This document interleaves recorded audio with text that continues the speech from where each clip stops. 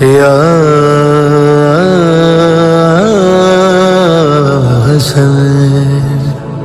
حسن کے ذکر میں جب ذکر کردگار اعوذ باللہ من الشیطان الرجیم بسم اللہ الرحمن الرحیم وبہ نستعین وهو خیر ناصر ومعین وصلی اللہ علی محمد وآلہ الطاہرین اللہم صلی علی محمد وآل محمد وعجل فرجہم۔ ناظرین گرامی السلام علیکم۔ سب سے پہلے میں آپ تمام حضرات کو امام حسن مجتبیٰ علیہ السلام کی ولادت باسعادت کی تبریک و تہنیت پیش کرتا ہوں۔ جیسا کہ آپ کو معلوم ہے کہ ہمارے اور آپ کے دوسرے امام کی ولادت 15 رمضان 2 ہجری یا 3 ہجری میں ہوئی، تاریخ میں تھوڑا سا اختلاف ہے،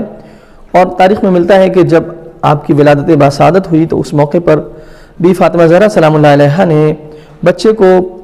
مولا کائنات علیہ السلام کے آغوش میں دیا اور فرمایا کہ آپ اس کے لیے کوئی نام تجویز کریں۔ اس وقت مولا کائنات علیہ السلام نے جواب دیا کہ میں رسول اللہ صلی اللہ علیہ وآلہ وسلم پر سبقت نہیں کر سکتا،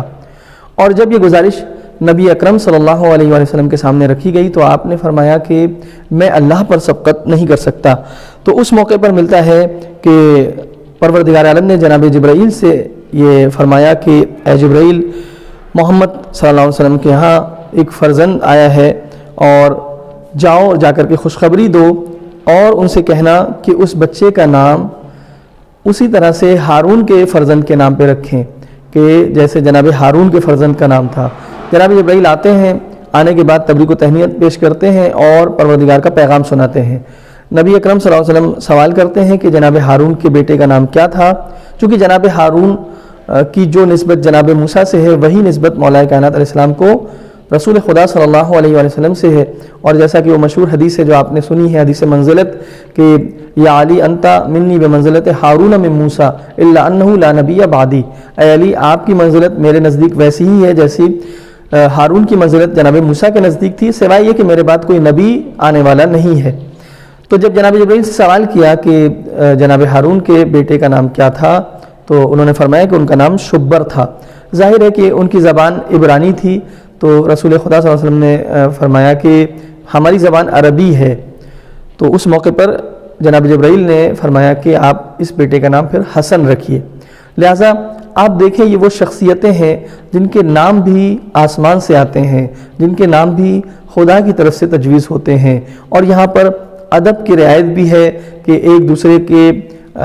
دوسرے کا احترام اور جو حفظ مراتب ہے کہ مولا کائنات علیہ السلام نے رسول اللہ پر سبقت حاصل نہیں کی، نبی اکرم صلی اللہ علیہ وسلم نے خدا کے حکم کا انتظار کیا، یہ تمام چیزیں ادب سکھا رہی ہیں اور ساتھ ساتھ یہ بتا رہی ہیں کہ یہ وہ عام ہستیاں نہیں ہیں جن کے نام لوگ اپنی مرضی سے رکھ لیا کرتے ہیں، نہیں، یہ ہستیاں وہ ہیں جن کے نام بھی خدا کی طرف سے تجویز ہوتے ہیں، اور یہی وجہ ہے کہ ان کے ناموں میں ایک شیرینی ہے، ان کے ناموں میں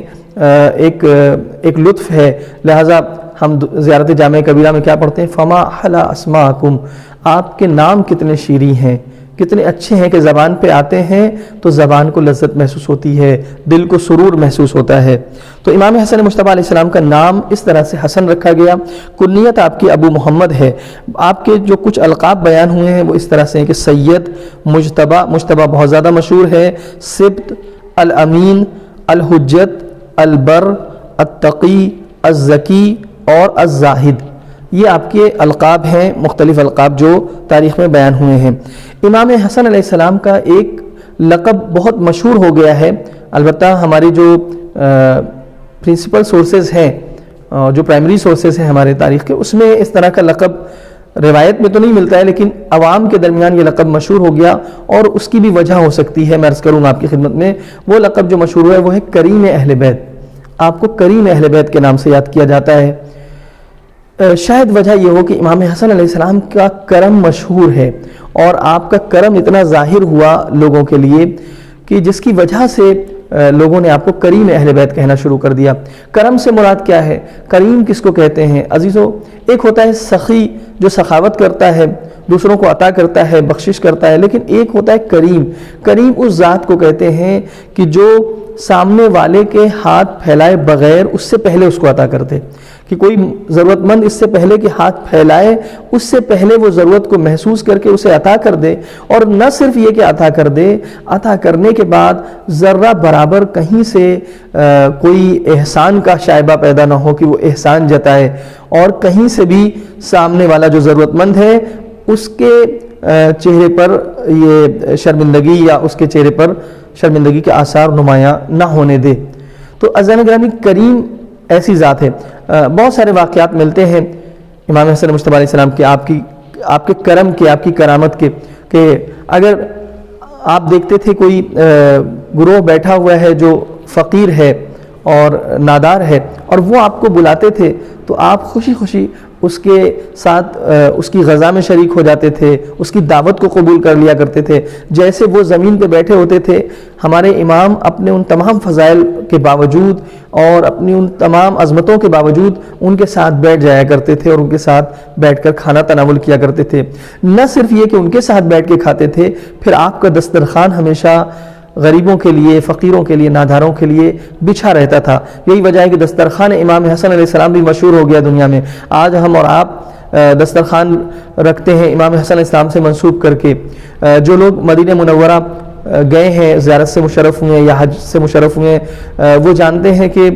وہاں پر شیخ عامری کا جو وہاں پر مسجد ہے اور ان کا باغ ہے، اس میں بھی ایک دسترخوان پورے سال جاری رہتا ہے، اور اس کو بھی انہوں نے منسوب کر رکھا ہے دسترخوان امام حسن علیہ السلام سے۔